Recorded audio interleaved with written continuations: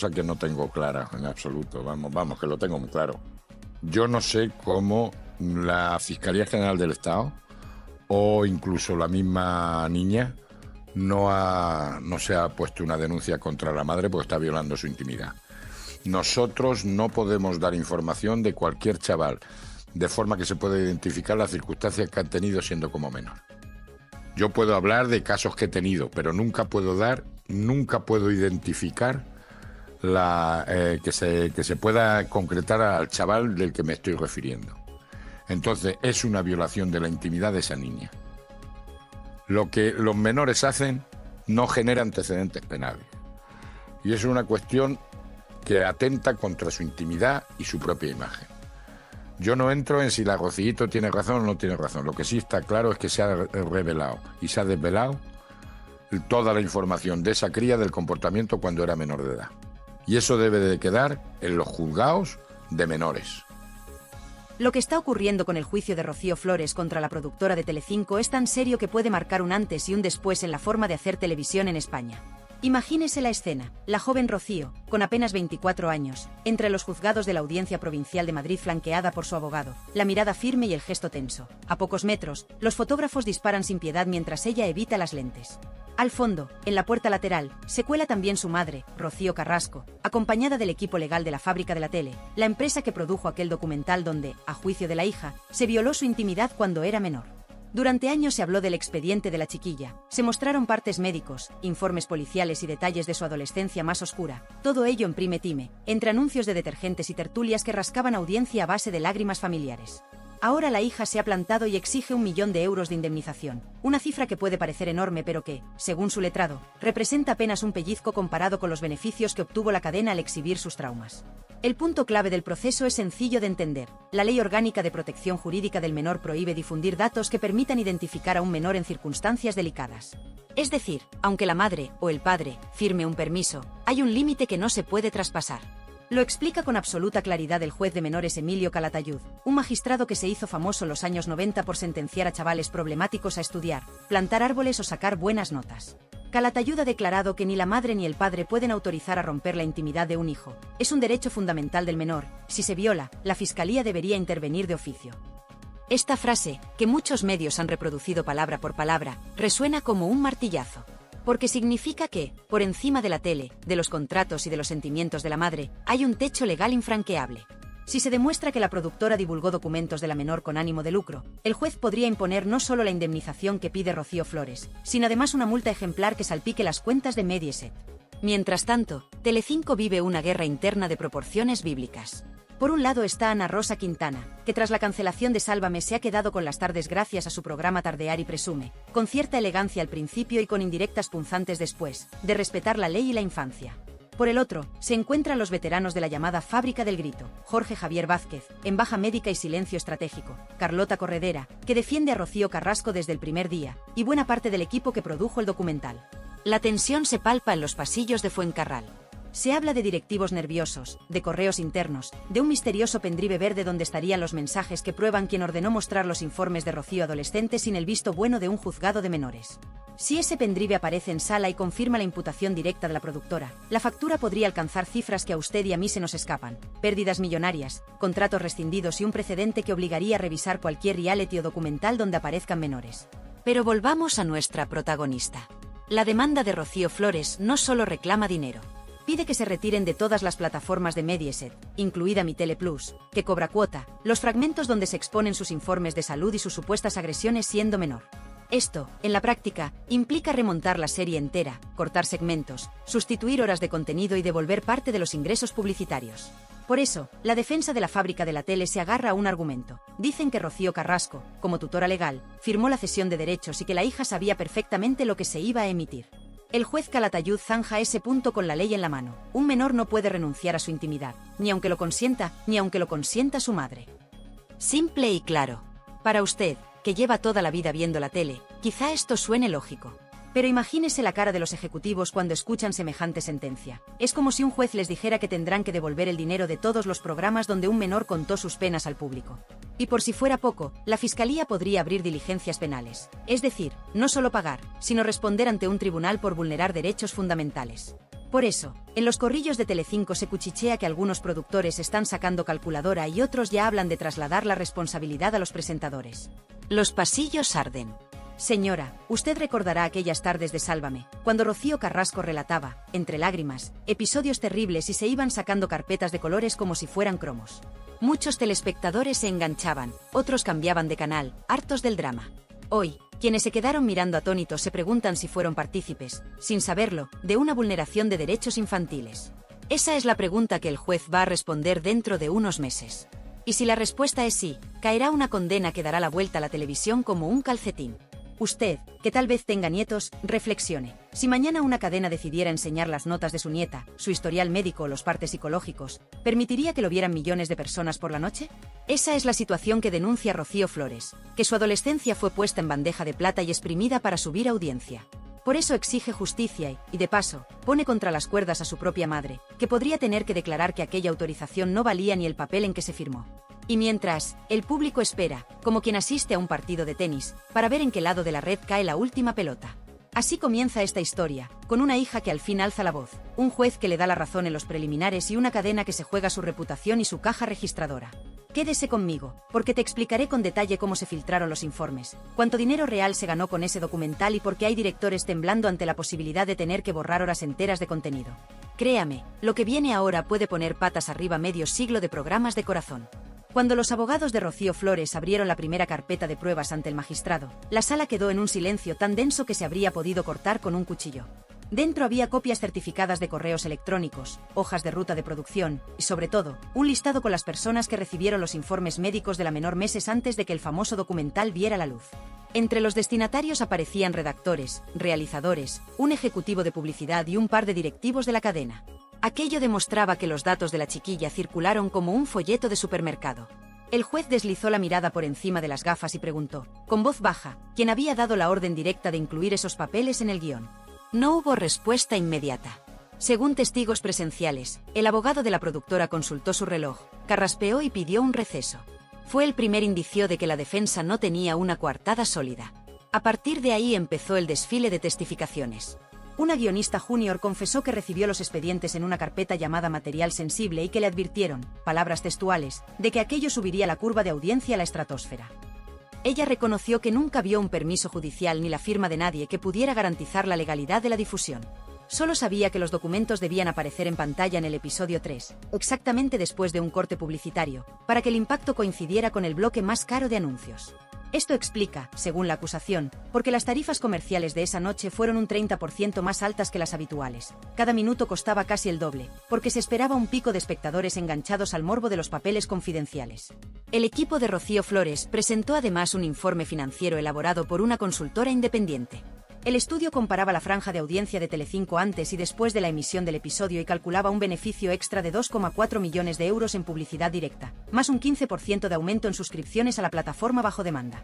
Es decir, la cadena y la productora ganaron dinero no solo aquella noche, sino durante los meses siguientes, porque mucha gente se abonó para ver o rever el capítulo donde se aireaban los trapos sucios de una menor. Con estos números sobre la mesa, la defensa de la productora intentó replicar que los informes ya eran públicos al estar incluidos en el sumario de un procedimiento anterior. El juez cortó la objeción recordando el artículo 4 de la Ley del Menor. La publicidad de un expediente nunca legitima que se difunda en televisión identificando al menor. Fue un portazo en toda regla y las miradas dentro de la sala cambiaron de color. Para reforzar su causa, los abogados de Rocío llevaron un perito psicólogo que explicó con palabras sencillas el daño de la revictimización mediática. Recordó que cada vez que el vídeo se reproduce en redes sociales, la afectada revive la agresión a su intimidad. Y añadió un dato que heló la sangre a más de uno. La paciente precisó tratamiento psicológico intensivo durante las semanas posteriores a la primera emisión, con informes de ansiedad, insomnio y miedo a salir a la calle. La fiscal del caso asintió y tomó nota. Para cualquier tribunal, la relación entre difusión y daño psicológico es un argumento contundente. Mientras tanto, fuera del juzgado, el corrillo de reporteros no perdía detalle. Se hablaba de una brecha interna en Telecinco. Parte del personal de informativos no veía con buenos ojos la estrategia de convertir el dolor familiar en espectáculo, y algunos tertulianos de programas matinales empezaron a desmarcarse. Uno de ellos, según un portal digital, gritó entre pasillos que las lágrimas de los hijos no pagan hipotecas. Esa frase corrió por redes como la pólvora y el vídeo llegó a millones de personas en pocas horas. La opinión pública, tradicionalmente dividida, se inclinaba ahora del lado de la hija. En los comentarios abundaban ancianas y abuelos que se indignaban porque una criatura no se vende ni por todo el rating del mundo. Dentro de la sala, la abogada de la productora jugó su última carta. Presentó un documento firmado por Rocío Carrasco en el que autorizaba la difusión de su propio testimonio y los anexos que ella considerara oportunos. Intentó sostener que, como representante legal de la menor en aquel momento, la madre podía dar permiso para mostrar los informes. Fue entonces cuando el juez Calatayud intervino con voz calmada, casi pedagógica. Explicó que el derecho a la intimidad de un menor es inalienable, es decir, no se puede ceder, y que la jurisprudencia del Tribunal Supremo lo ha reafirmado en varias sentencias. Traducción para usted, que nos escucha desde casa. Ni la madre más famosa puede entregar los papeles confidenciales de su hija a una cadena de televisión, y si lo hace, incurre en una ilicitud que la justicia debe reparar. La fiscal pidió la palabra y adelantó que estudiará abrir diligencias penales si se demuestra un perjuicio grave. Eso significa que la causa podría pasar de civil, indemnización económica, a penal, responsabilidad personal, con posibles inhabilitaciones para quienes firmaron la emisión. El rumor se extendió a los departamentos de producción. Algunos trabajadores empezaron a buscar asesoría jurídica por si les salpicaba el escándalo. Para rematar la jornada, el abogado de Rocío Flores introdujo el famoso pendrive en la mesa de pruebas. Contiene, según explicó, la cadena de correos donde se ordena a los montadores incluir el bloque médico aunque sea duro, porque subirá el SARE. El juez admitió la prueba y fijó la próxima vista en 4 semanas. La noticia reventó los noticiarios de tarde y enseguida se formaron tertulias improvisadas en los programas de Ana Rosa y Sonsoles Onega. En ambos platós, periodistas de trayectoria recordaron casos pasados, la niña Mariló, cuyos informes psiquiátricos aparecieron en un docu-reality, o aquel menor británico cuya foto bañándose se viralizó sin consentimiento. Con un matiz, ninguno de aquellos casos llegó a juicio con tanto eco mediático ni con la posibilidad real de condena millonaria. A estas alturas, el público mayor que nos sigue desde hace años está empezando a ver la televisión con otros ojos. Si gana Rocío Flores, cualquier madre o padre que exponga la salud de un hijo menor para engordar audiencias se lo pensará 2 veces. Y las cadenas, por supuesto, medirán con lupa cada documento que muestren. A muchos les parece de justicia. A otros, una amenaza a la libertad de información. Sea como sea, queda claro que el negocio de airear intimidades juveniles está contra las cuerdas.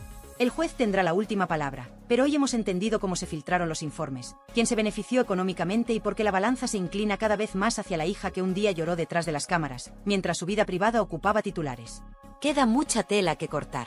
La próxima jornada procesal promete resolver si el pendrive es auténtico, si la productora pudo evitar el daño y si la fiscalía actuará de oficio. Lo que está en juego no es solo una indemnización millonaria, sino el derecho fundamental de cualquier menor a que su historia clínica y sus conflictos familiares no se vendan como si fueran simples tramas de telenovela. Ahora, señora, usted tiene la información. Saque sus propias conclusiones y pregúntese, ¿vale todo por la audiencia?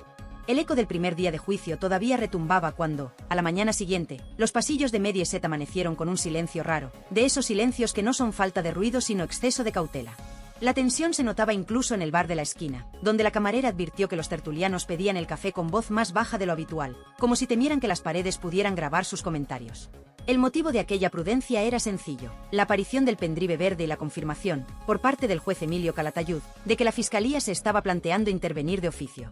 Aquella posibilidad convertía un pleito civil, que ya de por sí podía costar a la productora 1 millón de euros, en un procedimiento con consecuencias penales para quienes firmaron las escaletas del documental. Por primera vez desde que Rocío Carrasco pronunciara aquel "yo, si te creo", la balanza mediática se inclinaba con fuerza a favor de la hija, y las tertulias que durante años alimentaron su dolor ahora medían cada palabra para no agravar la herida. Esa misma mañana, las bolsas de estudios de mercado empezaron a mover informes internos. Un analista calculó que, si la condena obligaba a retirar del catálogo digital todos los episodios donde aparecían los informes de la menor, la plataforma bajo demanda perdería unos 7 puntos de visualización mensual, algo así como 150.000 euros de ingresos directos al mes. Esa cifra, traducida a la temporada completa, supondría cerca de 2 millones al año, sin contar la caída de reputación que podría afectar a contratos publicitarios a medio plazo. Para el gran público esas cantidades resultan mareantes, pero para la cadena son aún más preocupantes porque se suman a la indemnización reclamada y a los costes de abogados. De pronto, aquel momento televisivo que subió la audiencia casi un 30% podría transformarse en un agujero económico difícil de tapar. Por su parte, Rocío Flores permanecía ajena a las especulaciones financieras. La joven había decidido refugiarse en su círculo más próximo y, según deslizaron fuentes del entorno, solo salía para asistir a consultas psicológicas y preparar con su abogado la estrategia de declaración. El psicólogo presentado como perito en la vista previa recomendó que evitara redes sociales y programas del corazón para no reactivar el estrés postraumático. Sin embargo, en Twitter la polémica no descansaba. Los mensajes de apoyo superaban con creces a los que dudaban de sus motivaciones, y entre los usuarios de mayor edad abundaban comentarios de abuelas y abuelos que confesaban sentirse indignados al ver cómo se mercadeaba con la adolescencia de la chica. Esa ola de simpatía sorprendió a la propia defensa, que esperaba una reacción más tibia. El equipo legal entendió entonces que el juicio se estaba convirtiendo en una suerte de causa popular contra el exceso televisivo, un fenómeno parecido al que, décadas atrás, llevó a los tribunales el caso de la niña Mariló cuando una revista publicó su foto tras un intento de suicidio. Mientras los ánimos se calentaban en las redes, en el juzgado se concretaban los próximos pasos. El magistrado pidió a la cadena un inventario completo de los documentos íntimos emitidos, con copias certificadas y fechas exactas de emisión. Esa solicitud puso en marcha una carrera frenética en los archivos de la productora porque no bastaba con entregar los fragmentos visibles en pantalla. También había que aportar los planos usados de fondo, las incrustaciones gráficas y los inserts de audio donde se citaban diagnósticos médicos. Un responsable de archivo reconoció, en una conversación filtrada a la prensa, que el trabajo era gigantesco y que nadie lo había previsto cuando se montó la serie. El temor no se debía únicamente a la multa, sino a la posibilidad de que el tribunal considerara que la falta de inventario completo era un intento de ocultación y agravara la condena. En paralelo, los programas de la mañana se vieron obligados a cambiar guiones sobre la marcha. Ana Rosa Quintana abrió su magazín con la noticia judicial, y mirando directamente a la cámara, lanzó una frase que recorrió los portales de internet en cuestión de minutos. Aquí respetamos la ley, la criatura primero y la audiencia después. Fue un dardo tan claro que varios comentaristas interpretaron la frase como una ruptura definitiva con la vieja fórmula de fabricar reality a partir del dolor infantil. Esa postura molestó a las figuras del antiguo Sálvame que defendían la línea editorial del documental. Entre ellas, la propia Rocío Carrasco, que a través de su abogado reiteró que la intención nunca fue perjudicar a la hija sino narrar su propia verdad. Sin embargo, el argumento perdió fuelle cuando el juez recordó que el derecho a la intimidad de un menor no puede sacrificarse en el altar de ninguna causa, por justa que sea. La frase del magistrado, sencilla y lapidaria, resonó fuera del juzgado con fuerza de sentencia moral. El interés de la madre no prevalece sobre la dignidad de la hija. Lentamente, la opinión pública fue asimilando esa idea. Ya no se trataba de decidir quién mentía o quién decía la verdad en el seno de aquella familia rota, sino de reconocer que había límites que no podían cruzarse. Entre el público mayor, especialmente mujeres que habían criado hijos y ahora cuidaban nietos, la simpatía hacia Rocío Flores crecía a la velocidad con la que se comparten los vídeos de recetas en los grupos de WhatsApp. Algunas escribieron cartas a periódicos locales donde aseguraban comprender los errores de juventud de la chica y reprochaban a la televisión que los exhibiera para aumentar la cuota publicitaria. Un semanario de amplio tiraje entre jubilados dedicó su editorial a preguntar si las lágrimas adolescentes deben cotizar en bolsa. La pregunta, retórica, reflejaba el clamor de una generación que acepta el cotilleo pero no la explotación de la infancia. Dentro de la cadena, los ejecutivos empezaron a preparar un plan de contingencia. Se barajó emitir un comunicado pidiendo disculpas públicas en caso de condena, algo inédito en la historia reciente de la televisión del corazón. También se estudió un posible acuerdo extrajudicial para detener la sangría reputacional, pero los abogados de Rocío Flores, alentados por la dirección de la Fiscalía, no parecían dispuestos a rebajar el pulso. Consideraban que la disculpa solo tendría valor si iba acompañada de una reparación económica y de la retirada inmediata de los vídeos. Entre bambalinas, se filtró que algunos patrocinadores titulares del docuserie estaban revisando cláusulas de reputación corporativa y podrían exigir compensaciones si el tribunal confirmaba la vulneración de derechos fundamentales. A las marcas, cada vez más sensibles a la imagen social, no les conviene verse asociadas a un caso de explotación infantil televisiva. En la tertulia de sobremesa de ese mismo día, un veterano periodista recordó que hace 20 años se emitían programas donde se divulgaban diarios íntimos de menores con la excusa de ayudar a las familias. Entonces nadie dijo nada. Hoy, con las redes convertidas en tribunales paralelos, un error se amplifica de forma imparable.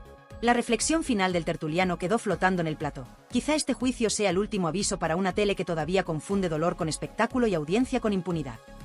Nadie lo contradijo. Las cámaras cerraron plano y pasaron a publicidad, pero la frase quedó resonando entre los espectadores.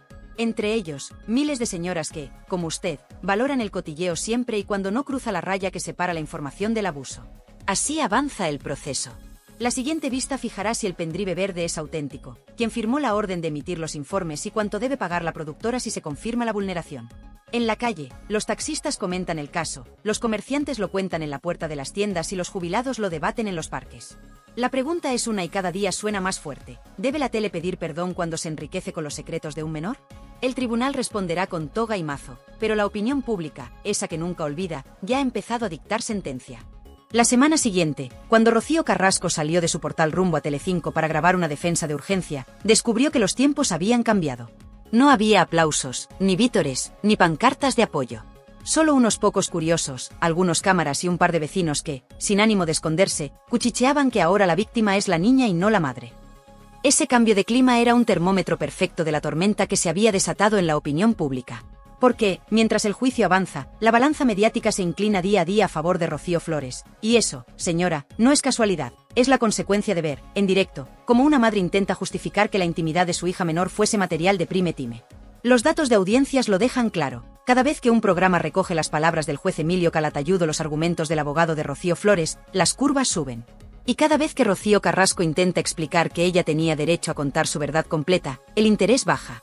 El espectador, sobre todo el que ha criado hijos, no admite que se comercie con informes médicos y partes policiales de un chiquillo, por mucho dolor que haya de fondo. Y eso lo saben los directores de contenidos, que empiezan a retirar la defensa cerrada a Carrasco y a hablar de errores cometidos en un contexto emocional. Una forma elegante de decir, nos pasamos de la raya y ahora nos toca recular. Para colmo de Rocío Carrasco, han aparecido antiguos colaboradores que en su día la defendieron a capa y espada y que ahora confiesan, entre susurros, que no sabían la gravedad legal de aquel episodio. Uno de ellos, técnico de sonido, ha filtrado fragmentos de reunión donde se escuchan frases como esto impacta seguro o aunque sea menor, la audiencia se va a disparar.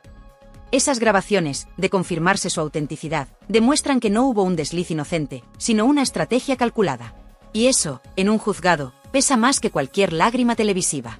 Mientras tanto, Rocío Flores se ha convertido en la voz de quienes, durante años, se sintieron impotentes al ver cómo la televisión reabría sus heridas más íntimas.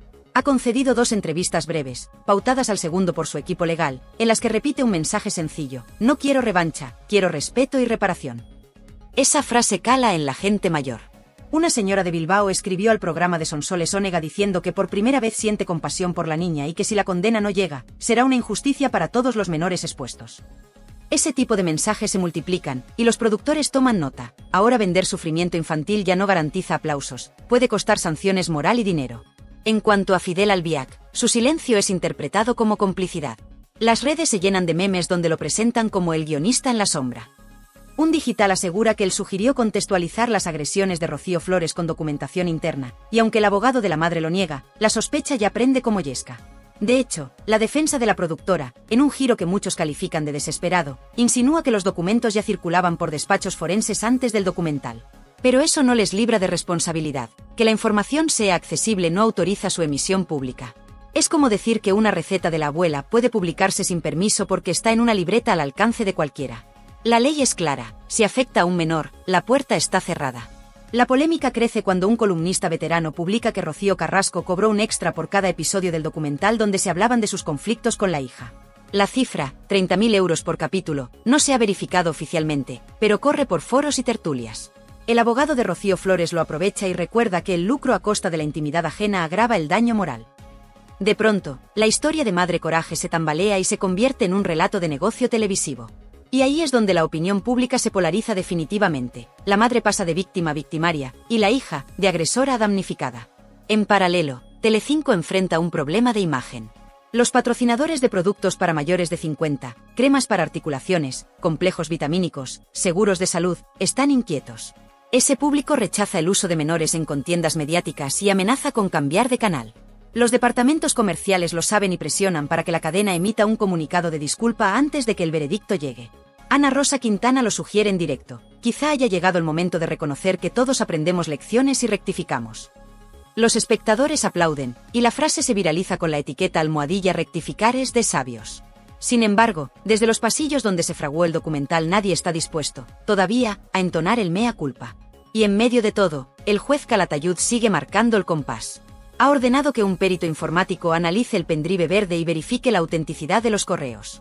Si se comprueba que la orden de emisión partió de altos mandos, esos ejecutivos podrían responder con su patrimonio personal. Eso explica que muchos corbatas de la cadena pasen la mañana hablando con abogados. El miedo al precedente es real. Si Rocío Flores gana, cualquier menor explotado en realities podría reclamar indemnizaciones millonarias. Y los accionistas ya hacen cuentas, porque la reputación cuesta más de reparar que un plató nuevo. Para nuestra audiencia mayor, la lección emerge cristalina. Cuando la tele cruza la línea roja de la intimidad infantil, termina pagando. Quizá tarde, pero paga. Por eso la calle respalda a Rocío Flores. No porque crean que fue una hija perfecta, nadie lo es, sino porque entienden que los episodios de violencia doméstica o los informes psiquiátricos de un adolescente no son combustible para entretener. Esa es la clave de la querella y el motivo por el que la Fiscalía se inclina a intervenir: proteger al menor por encima del show. Las próximas sesiones del juicio serán decisivas. Se revisarán los contratos de cesión de derechos, se comparará la letra pequeña con la ley del menor, y se definirá si la productora actuó con dolo o negligencia grave. El juez decidirá si la indemnización de 1 millón de euros es suficiente o si hace falta más para reparar el daño y disuadir a futuras productoras. Entretanto, Rocío Carrasco afronta una paradoja. Su intento de sanar exponiendo su verdad podría acabar abriendo una puerta a la condena de la cadena que la arropó. Y la hija, a quien muchos tacharon de cruel, podría convertirse en símbolo de un límite necesario. En el banco del parque, las señoras comentan que nunca imaginaron ver a Rocío Flores con la opinión a favor y a su madre en el punto de mira. Pero así son los giros mediáticos. La moral pública se mueve con el viento de la justicia. Y en este caso, el viento sopla fuerte hacia una sentencia que siente las bases de una nueva responsabilidad televisiva. Si eso ocurre, los hijos mediáticos de mañana tendrán un escudo que la hija de hoy ha tenido que forjar con su propio dolor. La mañana del cierre de pruebas comienza con un cielo encapotado que parece anunciar tormenta sobre el edificio de la Audiencia Provincial. Dentro, las bancadas están completas: reporteros, asesores financieros, ejecutivos de la cadena que han acudido para conocer de primera mano qué cantidad deberá reservar el Departamento de Contabilidad si la condena se confirma. No hay espacio para respiraciones profundas ni para pañuelos de consolación. El juez Calatayud toma asiento con el semblante de quien se dispone a señalar un cambio de era y concede la palabra al Ministerio Fiscal. La fiscal, que apenas había intervenido hasta entonces, arranca con una frase calculada para sacudir a la prensa. Explica que la vulneración de la intimidad de un menor no prescribe con la excusa de la audiencia ni con la firma complaciente de un progenitor. Añade que el tratamiento mediático de la hija de Rocío Carrasco ha sido, en sus palabras, invasivo, sostenido y con ánimo de lucro. No usa tecnicismos incomprensibles, se dirige a un público general que entenderá perfectamente la gravedad de la acusación. Tras ella, el abogado de Rocío Flores despliega un dossier de papel reciclado cuyas páginas llevan, en la esquina, el sello de la consultora financiera independiente. Con voz serena detalla que los cortes publicitarios insertados en la emisión de los informes médicos incrementaron la facturación en un 40% respecto del bloque equivalente la semana anterior. Lee, sin alzar el tono, la cifra total obtenida en aquel horario vespertino: 2.400.000 euros. Explica que esa ganancia es el núcleo de la indemnización reclamada, multiplicada por el daño moral cuantificado por el perito. Concluye diciendo que la dignidad de un adolescente no vale menos que un pico de audiencia y que el dinero reclamado es cifra mínima para reparar una vulneración máxima. Llega el turno de la defensa de la productora. Su portavoz repite que la madre dio consentimiento y que la hija, mayor de edad en el momento de emisión, nunca pidió la retirada inmediata del contenido. Intenta sostener que el documental tenía valor social, que ayudaba a visibilizar la violencia intrafamiliar.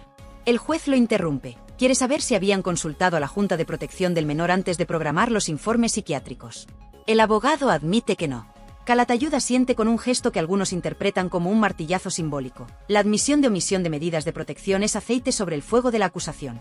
Mientras las togas intercambian argumentos, los móviles de los reporteros vibran con titulares que ya se preparan para la edición digital de mediodía. Una filtración anónima confirma que 2 patrocinadores de perfil senior, que financiaban parte de la publicidad en la franja de tarde, han enviado cartas de queja por el uso de menores en horario protegido.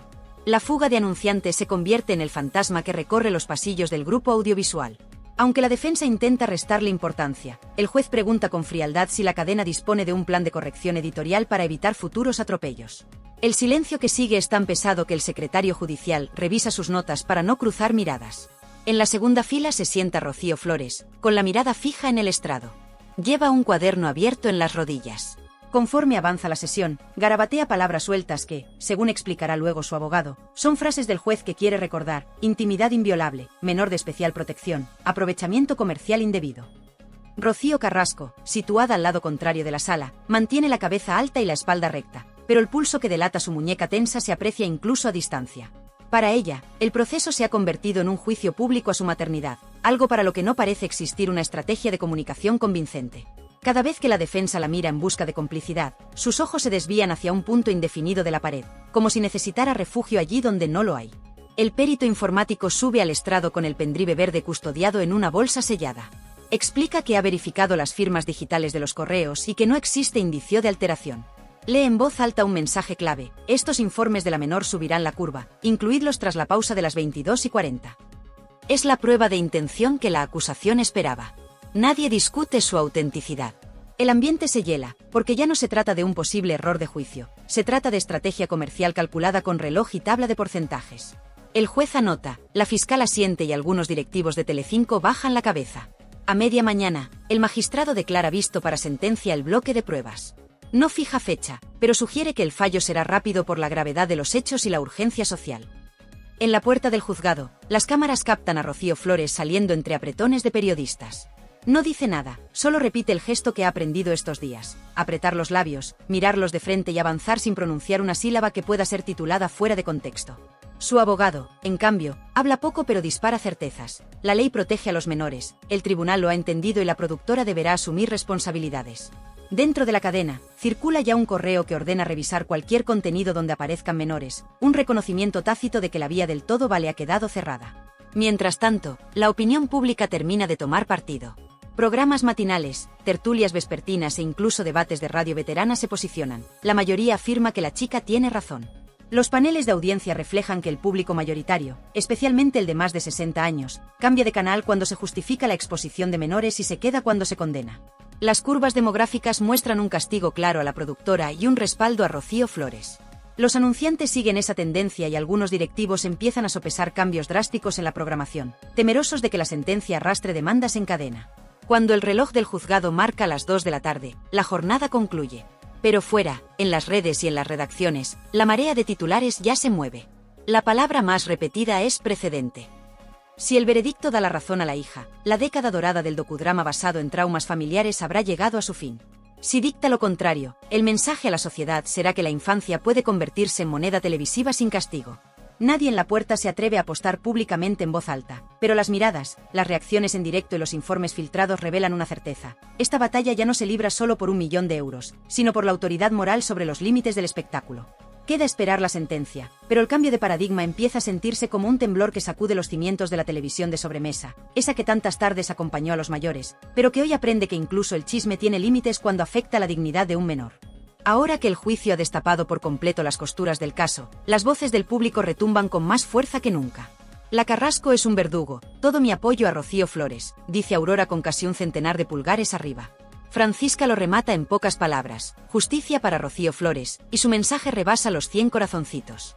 No son comentarios aislados, son un clamor que se repite como un martillo, mensaje tras mensaje, día tras día.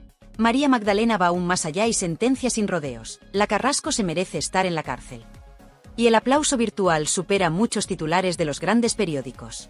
Ese respaldo masivo se entiende fácil. La gente mayor, la que vivió la televisión cuando todavía era en blanco y negro, no tolera que se hagan audiencias a costa del sufrimiento de una hija. Y si alguien aún duda, ahí está la intervención del juez Emilio Calatayud, que ha puesto voz legal a lo que millones piensan en sus casas. Rafi lo resume mejor que cualquier editorial: todo mi apoyo a Rocío Flores, ole por el juez. 68 apoyos en un solo comentario, y subiendo. La aritmética del sentimiento popular no engaña. En los corrillos de barrio, se repite la misma idea: una madre no es la que pare, es la que protege. Ese es el mantra que corre por los grupos de WhatsApp de abuelas y tías. Cher lo escribió tal cual y ya suma más de 20 adhesiones. Porque el argumento que Rocío Carrasco repite, yo tenía derecho a contar mi verdad, se viene abajo en cuanto el juez recuerda que la intimidad de un menor es inviolable, le pese a quien le pese. En la calle hay indignación, pero también agradecimiento hacia la hija. Adriana lo expresa con ternura: Rocío Flores ha demostrado ser una buenísima persona por no haber denunciado antes a su madre. 92, me gusta, avalan esa opinión, y un buen puñado de respuestas insisten: Rocío ha tenido paciencia de santa. Y la pregunta flota: ¿por qué la fiscalía tardó tanto en actuar? Este país es un mojón y así nos va, escribe Ana, y 35 usuarios le dan la razón con un clic. Ni los tertulianos más afilados podían haberlo dicho con tanta contundencia. Mientras tanto, Alba Carrillo se lleva su propio recado. María José confiesa que no la soporta, y más de 60 personas aplauden. Gloria la llama impresentable, Cari la tilda de insoportable y Manoli confiesa que vomita solo de oírla. No es un ataque gratuito, es la reacción de un público que percibe el oportunismo de quienes alimentaron el circo mediático. Si la cadena creía que podía seguir usando esos rostros para controlar la narrativa, los comentarios prueban que el espectador ha abierto los ojos. Y cuando hablamos de castigo moral, la palabra karma se vuelve recurrente. Natividad vaticina que a Rocío Carrasco le llegará el karma, y 27 pulgares acompañan su profecía. Teresa no se queda corta, la mala madre al banquillo. 103 reacciones demuestran que la mayoría quiere una condena ejemplar, y de paso, un aviso a navegantes para futuras productoras. Señora, si a estas alturas comparte usted esa indignación, hágase oír. Déjenos su comentario con el hashtag #Justicia para Rocío Flores y cuéntenos qué debería pasar con la madre que, según muchos, vendió la intimidad de su propia hija. ¿Cree usted que la cárcel es castigo suficiente? ¿O bastaría con retirar el documental y pagar una indemnización millonaria? Sus palabras, sumadas a miles de voces, marcan el pulso que las televisiones ya no pueden ignorar. Y si todavía no lo ha hecho, pulse el botón de suscribirse. Aquí seguiremos cada paso de la sentencia, cada giro de guión, cada maniobra legal de última hora. Active también la campanita, porque en cuanto el juez Calatayud dicte veredicto, seremos los primeros en contárselo, sin maquillaje y sin mordaza. Además, comparta este vídeo con ese amigo, o esa vecina curiosa, que aún defiende la versión de Rocío Carrasco.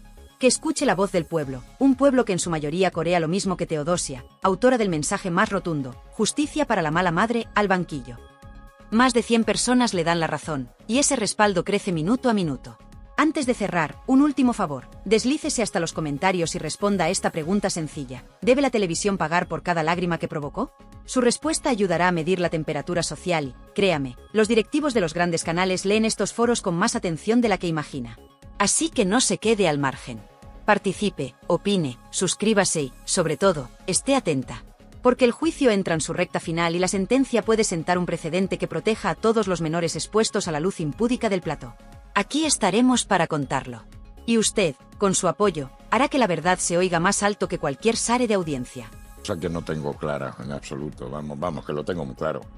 Yo no sé cómo la Fiscalía General del Estado o incluso la misma niña no se ha puesto una denuncia contra la madre porque está violando su intimidad. Nosotros no podemos dar información de cualquier chaval, de forma que se pueda identificar las circunstancias que han tenido siendo como menor.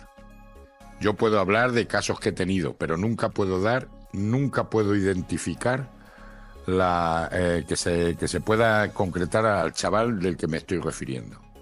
Entonces, es una violación de la intimidad de esa niña. Lo que los menores hacen no genera antecedentes penales. Y es una cuestión que atenta contra su intimidad y su propia imagen. Yo no entro en si la Rocíito tiene razón o no tiene razón. Lo que sí está claro es que se ha revelado y se ha desvelado toda la información de esa cría del comportamiento cuando era menor de edad. Y eso debe de quedar en los juzgados de menores.